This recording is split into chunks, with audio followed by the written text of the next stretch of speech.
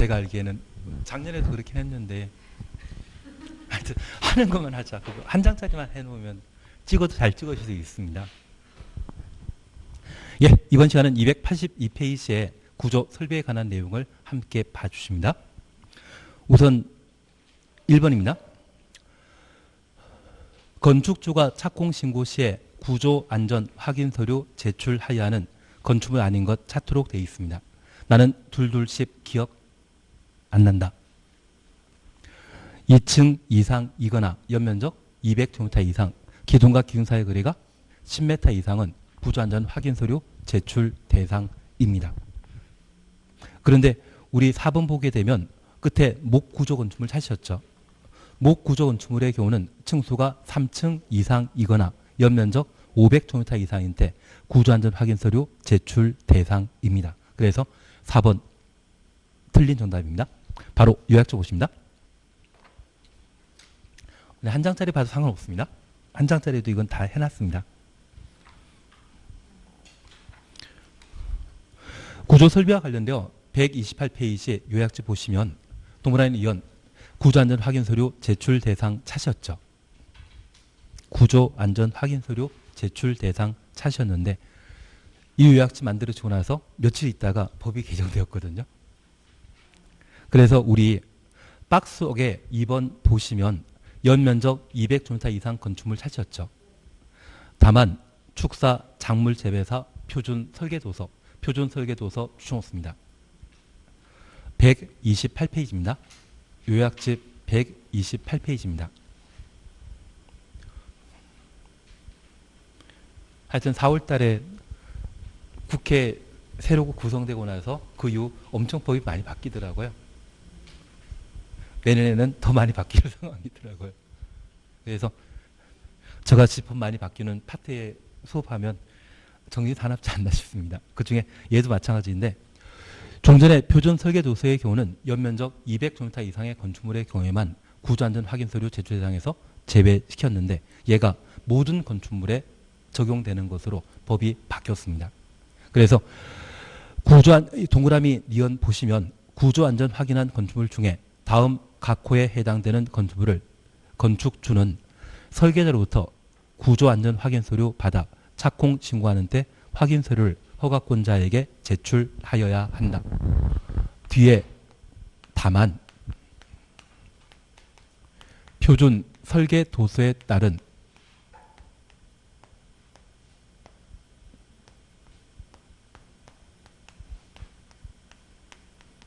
경우에는 제외한다라고 해놓습니다.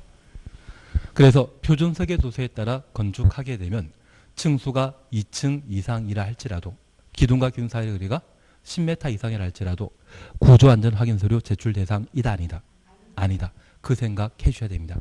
하나 이해하실 것은 여기 표준 설계 도서는 국토교통부 장관이 작성하여 우리 국민 누구나 사용할 수 있도록 널리 고시하게 되는데 기본적으로 구조안전 확인 서류는 건축주가 설계자에게 구조안전 확인 서류 받아 허가권자에게 착공 신고하는 데 제출하는데 내가 국토교통부 장관에게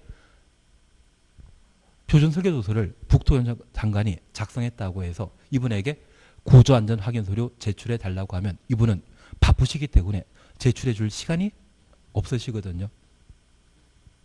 국장이 표준 설계도서 만들었는데 건축주는 구조안전 확인 서류를 누구한테 받아? 설계자에게 받아? 착공 신고하는 때 허가권자에 제출해야 되거든요.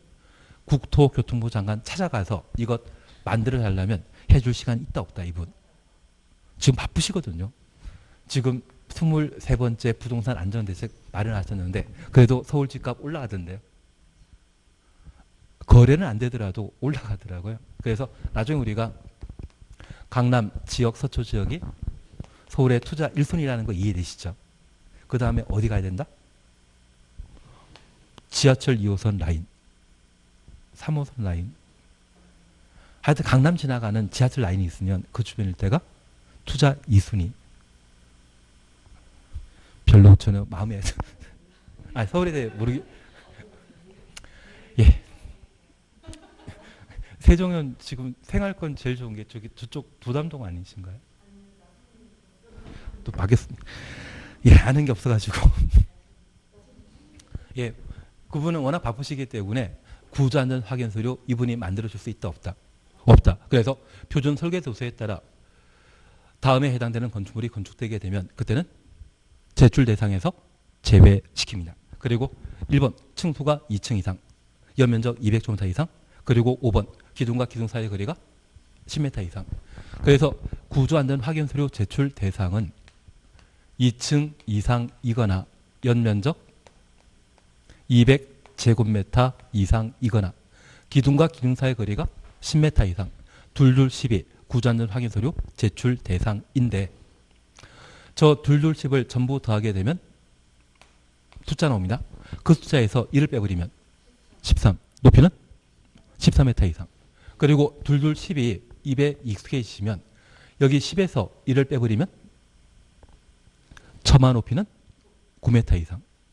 그래서 둘둘 10은 구조안전 확인 서류 제출 대상이라는 것 기억해 놓습니다.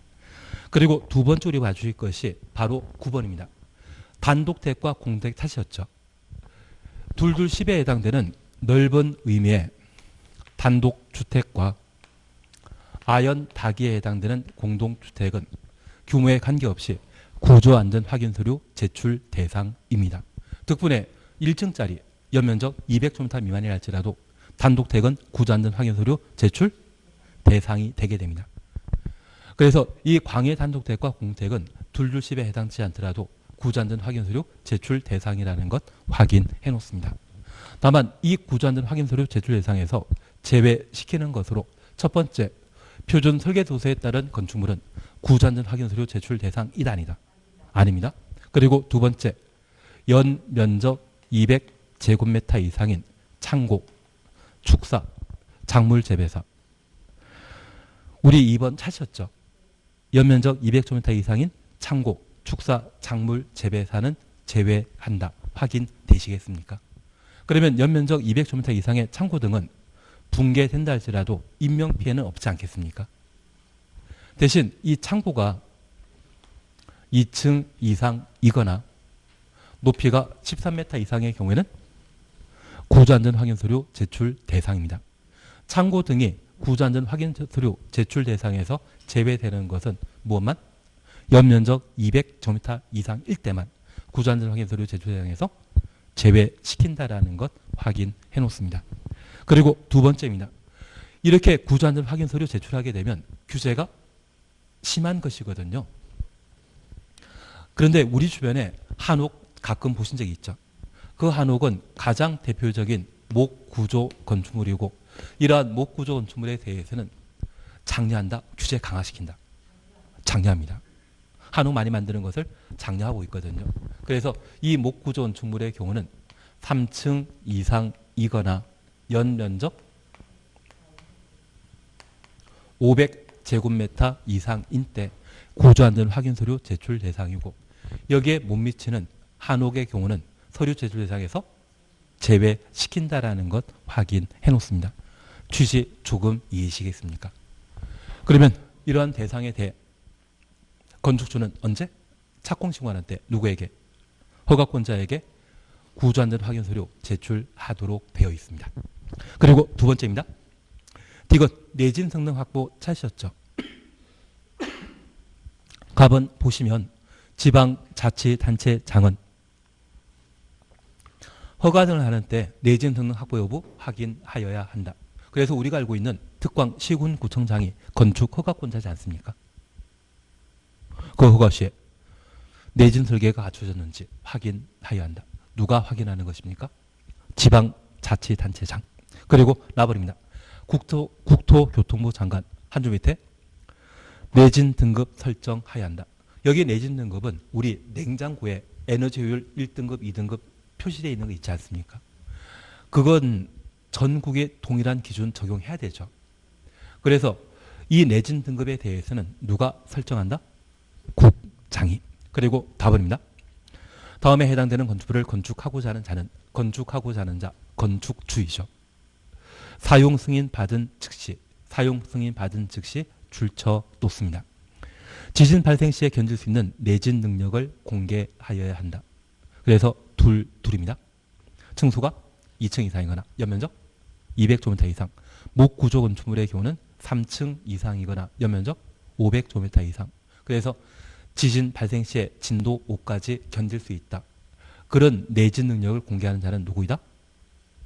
건축주라는 것 확인하시고 언제? 사용 승인 후 즉시 건축주가 내진 능력을 공개하도록 되어 있습니다. 그리고 리얼번은 포항 지진 발생 이후 개정되었는데 아직 시험에 안 나옵니다. 그중에 우리 1번 보게 되면 6층 이상의 건축물, 그리고 5번 보게 되면 3층 이상의 필로티 형식의 건축물 찾으셨죠. 이제 다시 위로 갑니다. 이러한 건축의 설계자는 설계자 추천없습니다. 해당 건축물의 구조 안전 하는 경우 건축 구조기술사에 협력 받아야 한다. 건축 구조기술사 줄만 쳐놓습니다. 이분은 구조 안전에 대한 주체입니까? 종에 해당되는 분입니까? 종에 해당되는 분입니다. 그래서 우리 병원 가면 간호사와 간호조무사 있지 않습니까? 간호사 역할하는 것이 설계자이고 조무사 역할하는 분이 건축 부조 기술사가 되게 됩니다. 그래서 우리가 구분해 주실 것은 건축물의 층수가 6층 이상이거나 필로티 형태라고 하면 몇 층?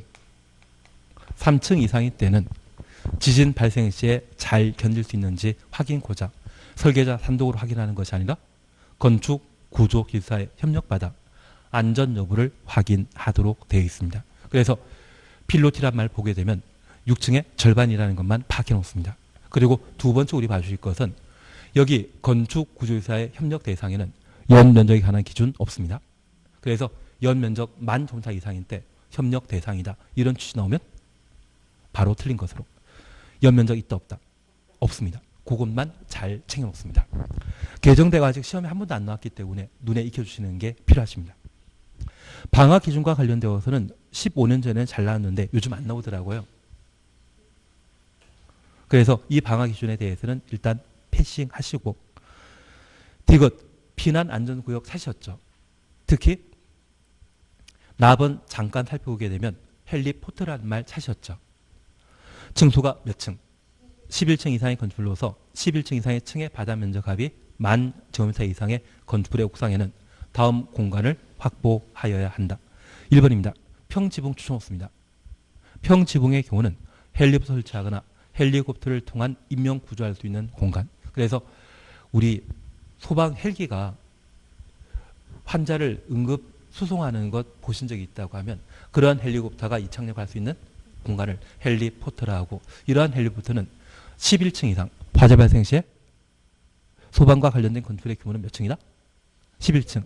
그 11층 이상의 건축물의 지붕이 평지붕일 때 헬리포터 설치할 수 있을 겁니다. 반면 경사지붕의 경우는 헬리포터 설치할 수 없거든요. 그러한 경우는 경사지붕 아래 대피 공간을 따로 설치하도록 되어 있습니다. 그래서 나는 이국종이라는 물 좋아한다? 좋아하면 시험에 나옵니다. 내가 좋아하는 게 아니라 출제하는 분이 좋아하셔야 될 것 같습니다. 그래서 헬리포터의 설치 예상은 11층 이상으로 11층 이상의 층의 바다 면적합이 얼마? 10,000제곱미터 이상일 때 평지붕인 경우라면 헬리포터 설치하여야 한다. 그래서 불과 관련된 건축물의 층수는 몇 층? 11층이란 말 다시 한번 확인해 놓습니다. 그리고 미연본이 이번 8월 달에 개정되었거든요. 설마 이것까지 나올지 모르겠지만 그래도 보십니다.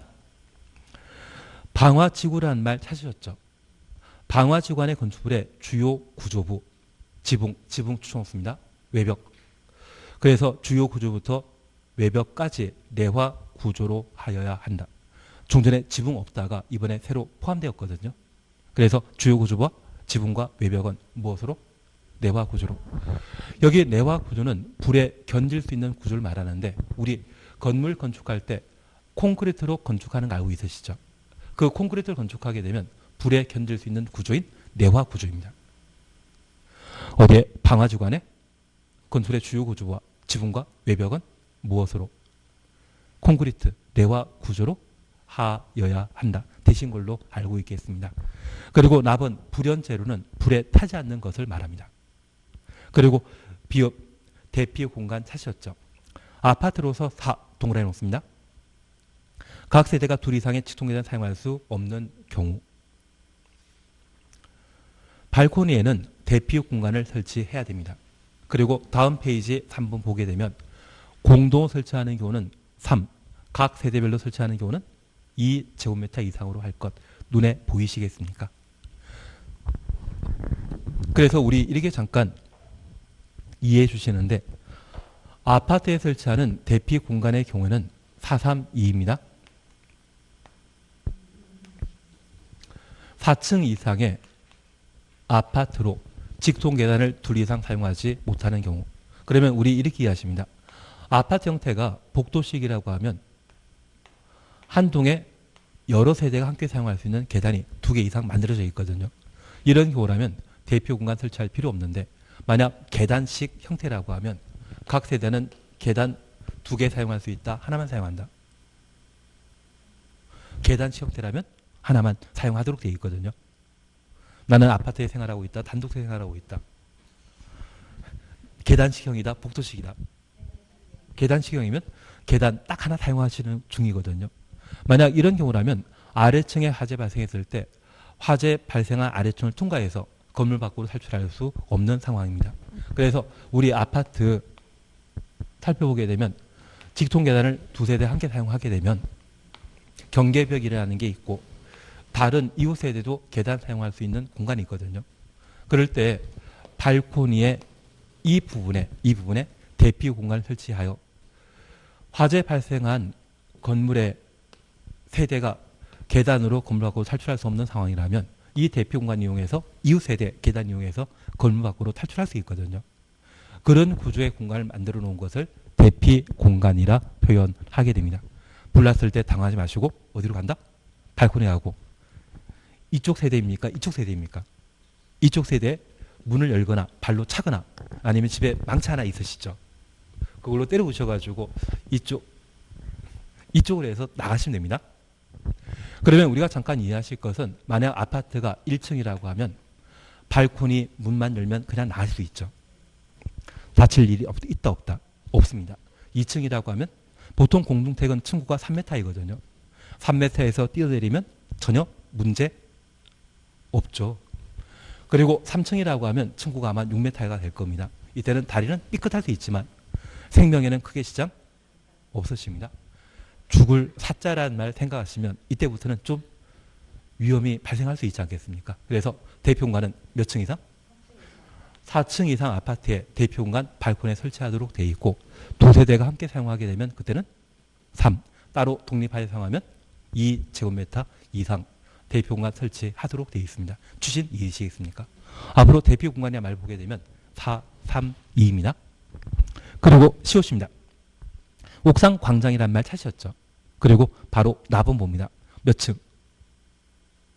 5층. 앞서 우리 4층짜리 병원을 서점으로 용도병원 할 때 옥상에 대표 용도의 광장 설치한다. 그 말? 나는 그런 것 기억 안 난다.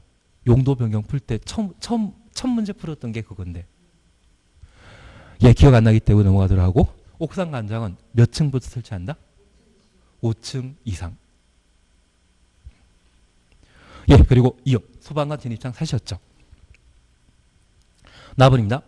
11층 이하의 층에 11층 이하 층 추천없습니다. 소방관이 진입할 수 있는 창을 설치하여야 한다. 다만 다음에 해당되는 아파트는 제외한다. 아파트 제외 추천없습니다. 그리고 1번 대피 공간 설치한 아파트, 2번 비상용 승강기 설치한 아파트 확인되시겠습니까? 그리고 소음 방지와 관련되어서는 이거 참작이 좋으라고 하는 겁니다. 우리 잠깐 구분해 주실 것이 있는데 경계벽과 관련되어서는 과거 한 6년 전에 시험에 나왔거든요. 그래서 우리 층간 바닥이라는 말 찾았습니까? 층간 바닥의 경우에도 소음 방지를 위한 바닥 설치하도록 되어 있는데 1번 단독택 중에 다가구택, 2번 공택, 잠자는 용도입니까? 잠자는 용도이죠. 오피스텔, 다중생활설, 잠자는 용도이죠. 잠 잘 자라고 소음 방지를 위한 경계벽과 바닥 설치하도록 되어 있습니다. 취진 이해하시겠습니까? 하나 여쭙게 있습니다. 독서실은 잠자는 곳이다, 공부하는 곳이다. 그래서 예전에 시험에 나왔을 때 독서실의 경계벽을 소음 방지를 위한 경계벽 설치 예상으로 시험에 낸 적이 있거든요. 맞다, 틀리다. 틀리다. 그리고 판매시설의 경계벽은 소음 방지를 위한 경계벽을 한다. 잠자는 곳은 소음 방지를 위한 경계벽 바닥 설치 예상인데 잠자는 용도 아니라면 설치할 필요 없습니다. 하나 질문이 있습니다. 학교 교실은 소음 방지를 위한 경계벽 설치 예상이다, 아니다. 그건 입니다. 예. 가끔 학원에서 미리 공부하고 와서 학원에 잠자는 친구들도 있거든. 그건 농담이고, 예, 그냥 넘어가겠습니다. 예, 그리고 범죄 예방 기준에 대해서는 그냥 지나십니다. 그리고 맨 마지막 줄에 승강기 샷이었죠. 한 장 넘기시면 건축주는 6층 이상으로서 추천했습니다. 연면적 2,000제곱미터 이상의 건축물을 건축하려면 승강기 설치해야 한다. 이게 승용 승강기입니다. 그리고 납은 비상용 승강기 샷이었죠. 높이 30m 초과는 30m 초과 가로 해놓습니다. 승용 승강기뿐만 아니라 비상용 승강기 설치하여야 한다. 그래서 우리 학원 건물 이용할 때 갑종 방화문에 해당되는 철문 열고 엘리베이터 이용하시면 그게 비상용 승강기이고요. 그냥 아무나 탈 수 있는 공간이 승강기에 있다면 걔가 승용 승강기가 되게 됩니다. 답은 꼭 반화해야 됩니다. 피난용 승강기 셋이었죠.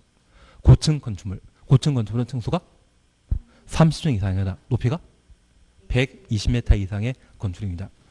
설치하는 승용 승강기 중에 한 대 이상을 피난용 승강기로 설치하여야 한다.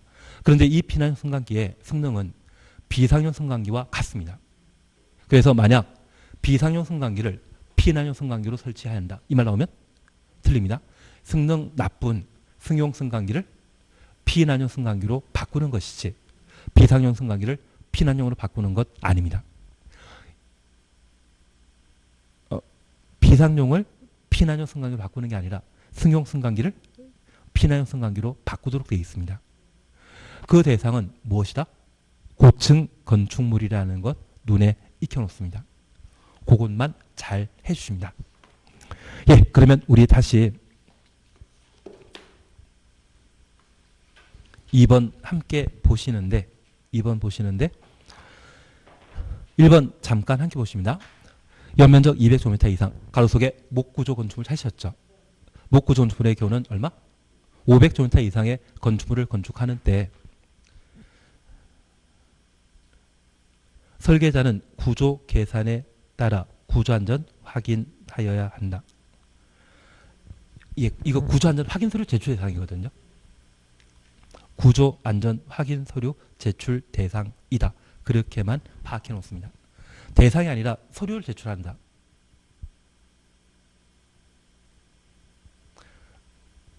예, 그냥 2번 안 푸는 걸로. 몰라 상관없는 걸로. 예, 몰라 상관없는 걸로. 몰라 상관없는 걸로 해주십니다. 그리고 4번 잠깐 보십니다.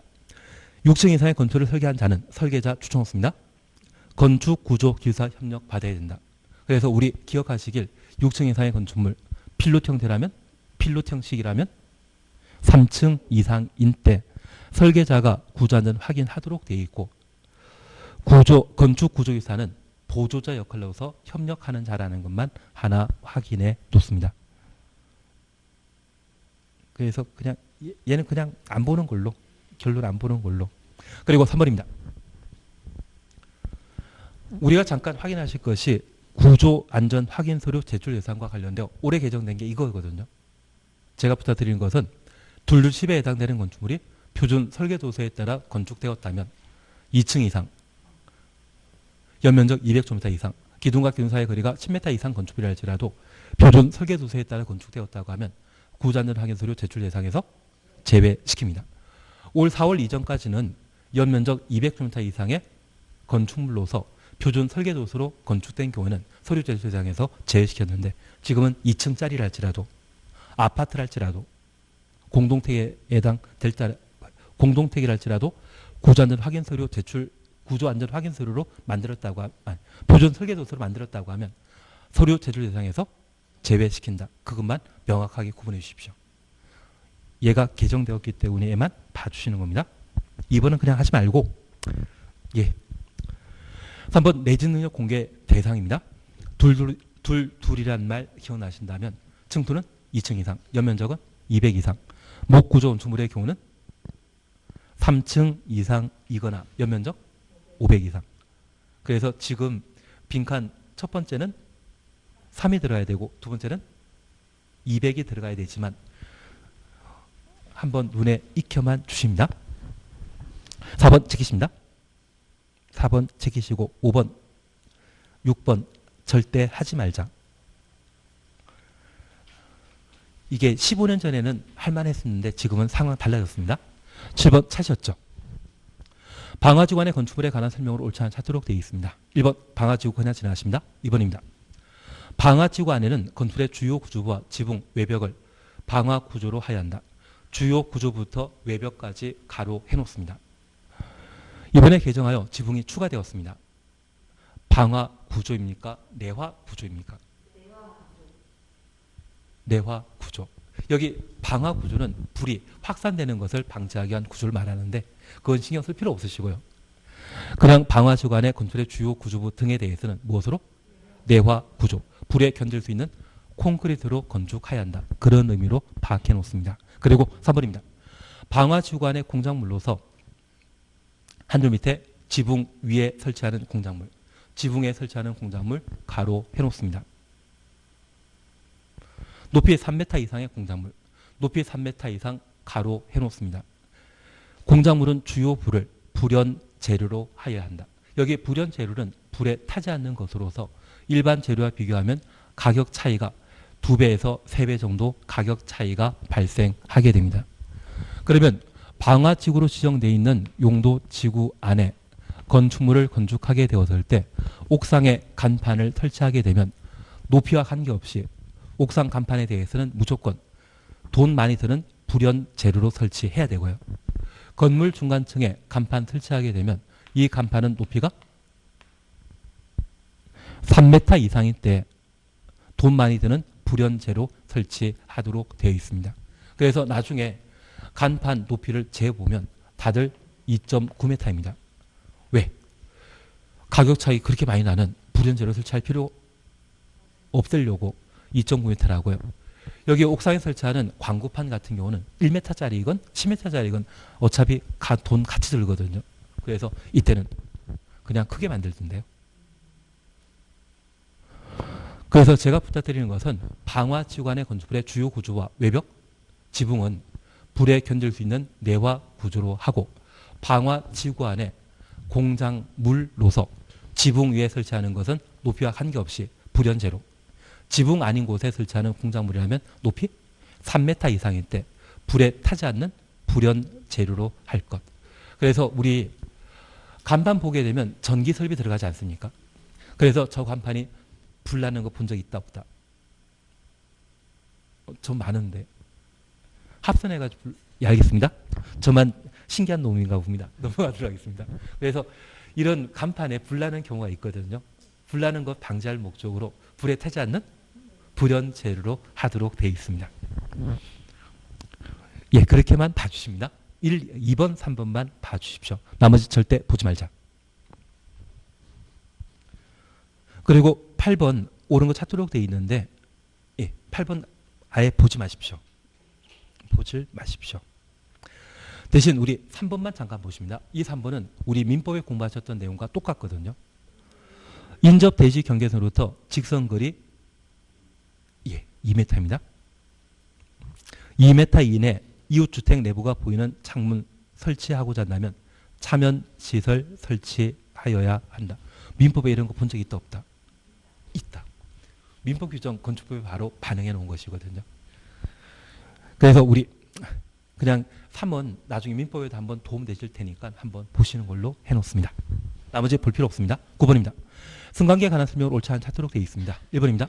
높이 30m 넘는 건축물에는 승용 승강기뿐만 아니라 비상용 승강기를 추가로 설치해야 한다. 비상용 승강기 설치 대상은 높이 30m 초과. 치사하지만 그렇게 해주십시오. 그래서 초과를 법에서는 넘는이란 말로 달리 표현하고 있는데 한번 확인만 해놓습니다. 그리고 2번 필요 없습니다. 3번 꼭 반환해야 됩니다. 고층 건축물에는 승용 승강기 중에 한 대 이상을 피난용 승강기로 설치하여야 한다. 하나 여쭐 게 있습니다. 40층 이상이 아니라 40층 이입니다. 건축물에는 승용 승강기 한 대 이상을 피난용 승강기로 설치해야 한다. 고층 건축물은 30층 이상이거나 그러면 40층 인이라고 하면 3층 이상 범위에 포함되지 않습니까? 그래서 이런 건축물에는 승용 승강기 한 대 이상을 피난용 승강기로 설치해야 한다. 이 말 나오면 맞는 지문으로. 나는 고층 건축물 알고 이런 건 모르겠다. 나중에 한번 연습해 보시면 됩니다. 문제 풀고 하시면 충분히 되지 않나 싶습니다. 그리고 4번입니다. 6층 이상으로서 추정습니다. 엔드 개념입니다. 연면적 2000제곱미터 이상의 건축물을 건축하려는 건축주는 승강기 설치해야 한다. 얘가 승용 승강기가 되게 됩니다. 그래서 제가 부탁드린 것은 현재 승강기는 세 가지 종류입니다.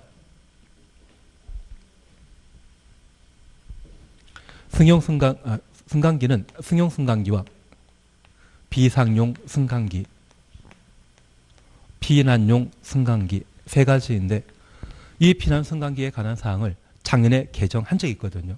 그래서 최근 개정 사항이 반영되기 때문에 얘를 반드시 보시는데 여기 승용 승강기는 6층 이상으로서 엔드 개념입니다. 연면적 2000제곱미터 이상인 건축물에 승강기 설치하여야 하고 이러한 건축물 중에 높이가 31m 넘는 초과하는 경우에는 승용 승강기 외 추가로 비상용 승강기 설치하여야 한다. 피난용 승강기의 설치 대상은 고층 건축물이라는 것 기억해 놓으시고 설치 방법은 이 두 개 승강기 중에 성능이 상대적으로 나쁜 승용 승강기를 피난용 승강기로 설치하여야 한다. 그렇게만 각각 살펴놓습니다. 그리고 우리 비상용 엘리베이터 이용하고자 한다면 갑종 방화문 열고 공간이 있지 않습니까? 그게 승강장이거든요. 그 승강장의 면적은 비상용 승강기는 몇 글자입니까? 거기다가 승강기 더하면 이 승강기 하면 6글자이기 때문에 승강장의 면적은 얼마이다? 6제곱미터 이상. 6글자이기 때문에 승강장의 면적은 6제곱미터 이상. 피난용 승강기의 경우는 승강장의 면적은 얘도 6글자니까 설마 여기까지 나올 일은 없겠지만 그냥 승용 승강기와 비상용 승강기와 피난 승강기의 승강장 면적 우리 갑종 방화문 열게 되면 승강기 대기하는 공간이 있지 않습니까? 그러한 공간은 6글자이기 때문에 얼마 이상? 6제곱미터 이상 대충 2평 정도 되겠죠. 그러한 공간을 확보하도록 되어 있습니다. 예, 그래서 우리 여기에서는 못 보셨지만 소방관 진입창 기억나시겠습니까? 11층 이하 11층 이하의 경우에는 소방관 진입할 수 있는 창을 설치하도록 되어 있고 특별히 비상용 승강기가 설치되어 있는 아파트 대피공간 설치한 아파트의 경우는 소방관 진입창 설치 대상에서 제외시킨다. 그건 꼭 한번 봐놓습니다. 예, 다음 페이지에 건축제한과 관련되어 1번 절대 풀지 말자. 2번도 하지 말자. 이런 거 나오면 틀려주자. 3번도 하지 말자. 4번 잠깐 확인하십니다. 건축물 높이 제한에 관한 설명으로 틀린 거 찾도록 되어 있습니다. 1번 전용 주거지역과 일반 주거지역 가로 해놓습니다. 1조 확보를 위한 높이 제한이 적용된다. 하나 이해하실 것은 1조는 햇빛 볼 수 있는 일반 국민의 기본권에 해당되게 됩니다. 이러한 1조권은 상업활동에 필요하겠습니까? 공부할 때 필요하겠습니까? 주거활동할 때 필요합니까? 주거 생활에 필요한 것이거든요. 그래서 우리가 잠깐 이해하실 것은 주거생활에 필요한 용도지역은 주거지역인데 이러한 주거지역은 전용 주거지역, 일반 주거지역, 준주거지역입니다. 우리가 알고 있는 준주거지역은 주거기능의 업무, 상업기능의 보완이 필요한 용도지역으로서 주로 상업용도 사용하는 것이 준주거지역이거든요. 일조 확보에 관한 높이 제한 규정은 적용한다 안 한다? 안 합니다. 그래서 쾌적한 주거 생활에 필요한 전용 주거 지역과 일반 주거 지역만 일조 확보에 관한 높이 제한 규정을 적용하게 됩니다. 우리 학원이 있는 상업용 건물에는 햇빛 볼 일이 있다 없다? 주거지가 아니거든요. 그래서 전용 주거 지역과 일반 주거 지역만 적용한다라는 것 파악해 놓습니다. 그리고 건축법은 29가지 건축물 용도 있는데 주거 용도는 광해 단독택과 공동주택 두 가지가 존재합니다. 그런데 이 단독택은 규모 크다 작다? 규모 작고 공동택은 상대적으로 규모 큰 형태이거든요. 일조 확보와 관련된 높이 제한 규정은 규제가 심합니다. 작은 건물은 규제를 감당할 수 없기 때문에 일조 확보에 관한 높이 제한 규정을 적용하지 않고 무엇만? 공동택에만 적용하도록 되어 있습니다. 그런데 우리 대한민국의 땅값 가장 비싼 곳은 서울 명동이죠. 화장품 가게. 그 화장품 가게 있는 곳이 어디다? 중시상업지역. 그리고 일반 상업지역의 공동택에 대해서는 일조 확보에 관한 높이 제한 규정 적용한다 안 한다? 나는 이런 거 처음 본다? 예, 이제 보실 겁니다. 4번 찾았습니다. 2번 찾으셨죠? 일반 상업지에 건축하는 공동택으로서 하나의 대지에 2동 이상 건축하는 경우 채광 확보를 위한 높이 제한이 적용된다. 공동택은 채광 확보를 위한 높이 제한 규정 적용하고 있지만 일반 상업지역과 어디? 중심 상업지역의 경우는 적용한다 안 한다? 매번 시험에 나오게 되면 1번, 2번이 주로 나오거든요. 예, 그리고 3번입니다. 특별시장 광역시장은 가로구역 높이에 대해 조례로 정할 수 있다. 4번 함께 보십니다. 5번 보십니다. 허가권자는 가로구역별 건축물의 최고 높이가 아니라 그냥 높이를 해놓습니다. 25일 때는 최고인데 최고란 말이 법이 개정되면서 삭제되었거든요. 그래서 25일 기출 때는 최고 높이라 쓰지만 지금은 그냥 높이를 지정하려면 지방건축위원회 심의 거쳐야 됩니다. 그러면 우리 잠깐 이해해 주실 것은 가로구역에 높이 제한이 있습니다.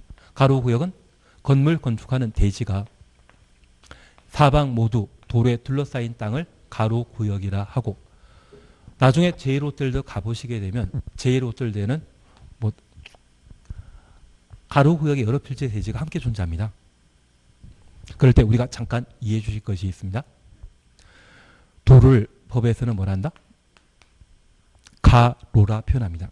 보통 대지는 도로에 2m 이상 접하면 되는데 사방 모두 도로에 둘러싸였다고 하면 출입 통로가 많거든요.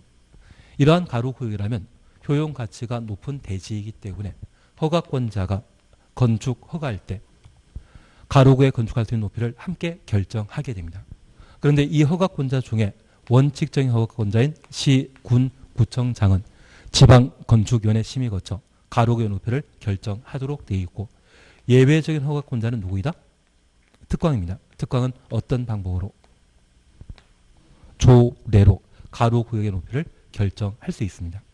만약 시험에 도지사가 조례로 가로구역 높이를 결정한다. 이 말 나오면 틀립니다. 그래서 제가 부탁드리는 것은 3번과 5번 보시는데 허가권자가 가로구역의 높이를 결정하고자 한다면 지방건축위원회 심의 거쳐야 되고 3번 예외적으로 특광이 가로구역 높이를 결정하고자 한다면 어떤 방법으로? 건축위원회입니까? 조례입니까? 조례. 그래서 서울의 제1호텔의 높이가 555m이거든요. 그것 건축위원회 심의 거쳐 결정된 것입니까? 조례로 결정한 것입니까? 제1호텔들은 누가 허가권자였겠습니까? 서울시장이. 서울시장이. 그래서 조례로 결정한 것입니다. 마음엔 들지 않더라도 3번, 5번 꼭 봐놔야 됩니다. 5번 그냥 지나가십니다. 대신 2번 보시게 되면 허가권자는 가로구역별 건축의 높이를 조례로 정할 수 있다. 조례로 정할 수 있는 자는 특광만. 시군 구청장은 어떤 방법으로? 지방건축위원회.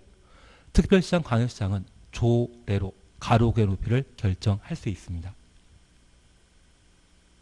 그냥 지나갑니다. 예.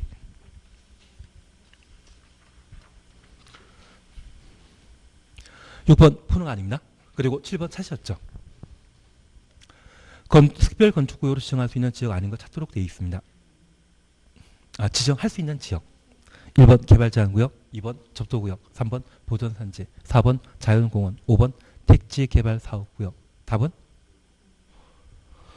우리 특별건축구역은 용산국제업무지구를 연상하셔야 되는데 용산국제업무지구는 개발용도이다, 비개발용도이다. 개발용도입니다. 그래서 개발제한구역이나 접도구역, 보전산지, 자연공원의 경우는 특별건축으로 지정할 수 없다. 그리고 8번입니다. 특별건축구역에 관한 설명으로 옳지 않은 것 찾도록 되어 있습니다. 1번 국토교통부 장관부터 도의사까지 가로해 놓습니다. 특별건축구역 지정권자는 허가권자입니까? 국장 지도의사입니까? 국장 지도의사. 특별건축구역은 허가권자 지정하는 것 아닙니다. 그리고 두 번째입니다. 2번이 과거 기출문제에 나왔었는데 꼭 눈에 익혀놔야 됩니다. 특별건축구역 지정하거나 변경하는 경우 도시공관리계획 결정 있는 것으로 본다. 가로속에 용도, 지역, 지구, 구역의 지정 변경을 포함한다, 제외한다. 제외함 추천없습니다. 하나 이해하실 것이 있습니다.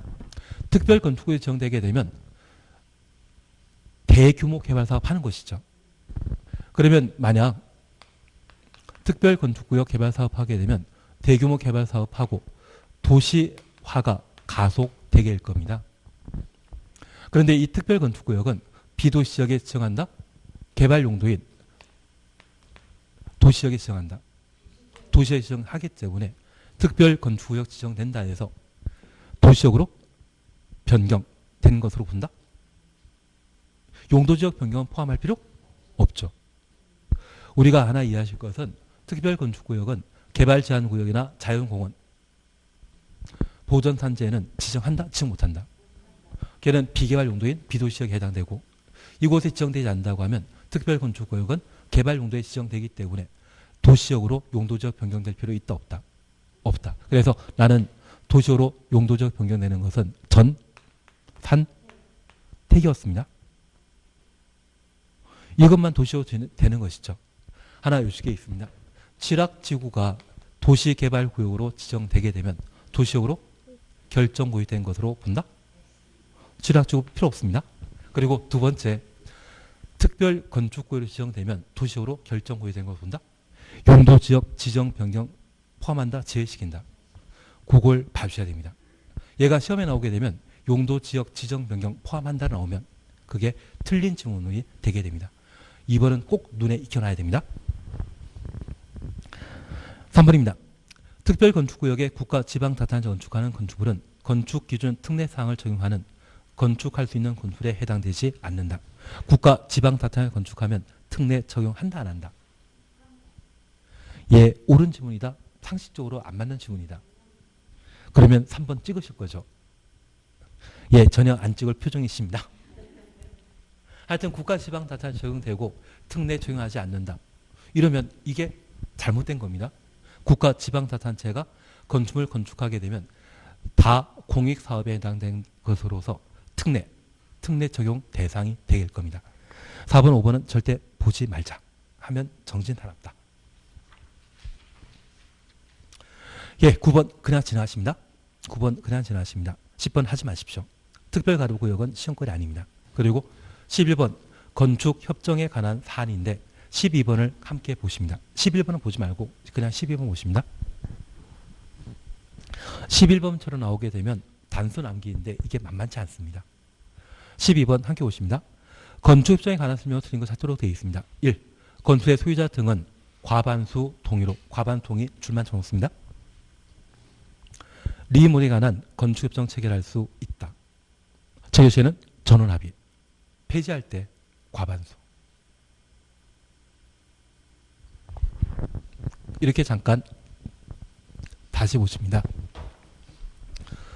건축협정 대상 구역은 지구단위계획구역 등이 건축협정 대상 지역인데 이러한 지구단위계획구역은 신도시 개발 사업하는 곳이 대부분 지구단위계획구로 묶여 있거든요. 그런데 여러 필지에 건축공사를 진행하게 되었을 때 같은 시점에 공사를 하지 않고 다른 시점에 공사를 하게 되면 한 개 건물이 공사가 완료되더라도 다른 필지의 공사 진행 중에 먼지 소음이 많이 발생하여 해당 지역의 도시기능 증착이 도시기능 확보하는 게 시간이 많이 소요되게 됩니다. 그래서 어차피 개발할 필지가 있다고 하면 동시에 개발해버리자 그런 의미에서 건축협정이라는 것을 체결할 수 있습니다. 이러한 건축협정 체결하게 되면 개인과 개인 사이의 약속은 계속 유지된다, 깨질 수 있다. 깨질 수 있습니다.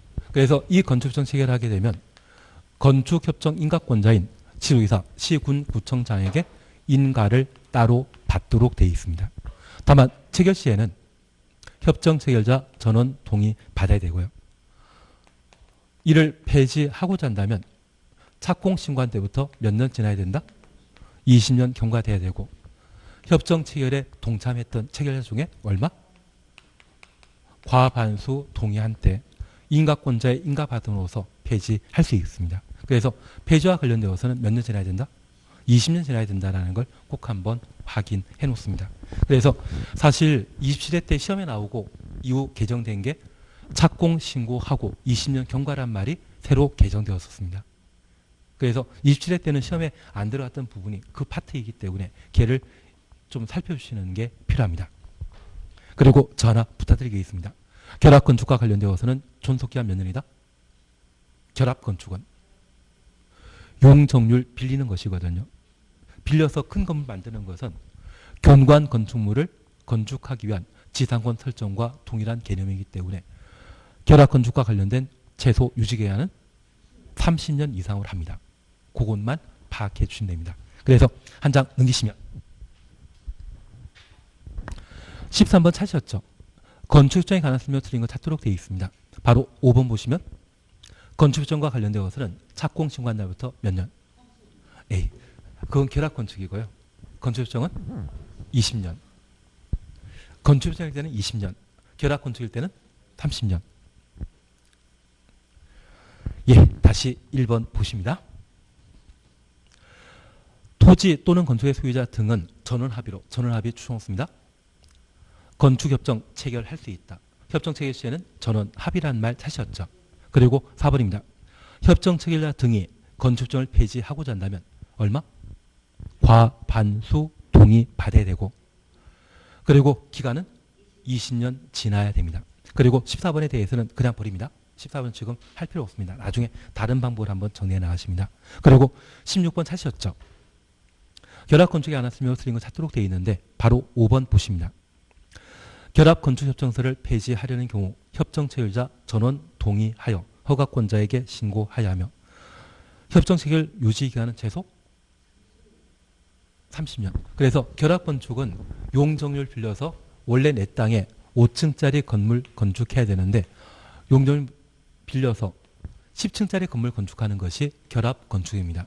그래서 지상권 설정과 관련된 견고한 건축물을 소유할 목적으로 지상 설정하면 최소 유지기간은 몇 년?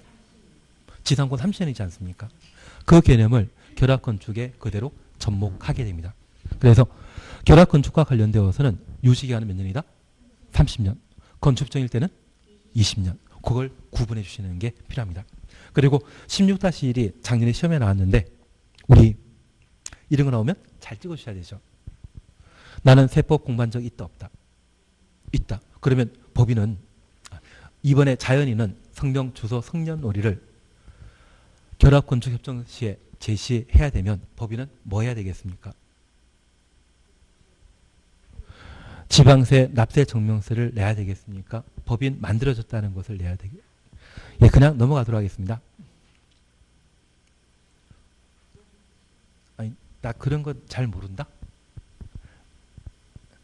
그냥 그래 해설 그냥 보십니다. 해설 보십니다. 16-1 해설 보시게 되면 니은번에 사단이나 법인 등은 등록번호라는 말 있죠. 예, 그냥 이런 거 나오면 그냥 잘 찍자. 근데 우리 세법에서 법인 설립되게 되면 뭐 하는 거 등록번호 부여되지 않아요. 예, 제가 잘 몰라가지고 그냥 넘어가도록 하겠습니다. 예, 그래서 16-1 작년 시험거리인데 작년 시험에 나왔는데 이런 거 또 시험에 안 나옵니다. 다만 여기 결합건축과 관련되어 다시 시험에 나오게 되면 최소 유지기간은 몇 년이다? 30년. 그거 봐주시는 게 필요합니다. 그리고 하단부에 건축분쟁전문위원회 등등은 필요 없는데 제가 하나 부탁드린 게 있습니다. 건축분쟁전문위와 관련된 조정기간은 몇 년? 며칠? 60일. 재정기간은 120일. 그것만 봐놓습니다. 작년에 건축민원전문위원회 나왔는데 이런 거 시험에 또 안 나올 거거든요. 그래서 오늘 여기까지 하시고 301페이지 보시게 되면 이행강제금이 있거든요. 이행강제금을 다음 주에 해나가도록 하겠습니다. 근데 제 생각에는 한 장짜리 많이 봐주는 게 제일 좋습니다.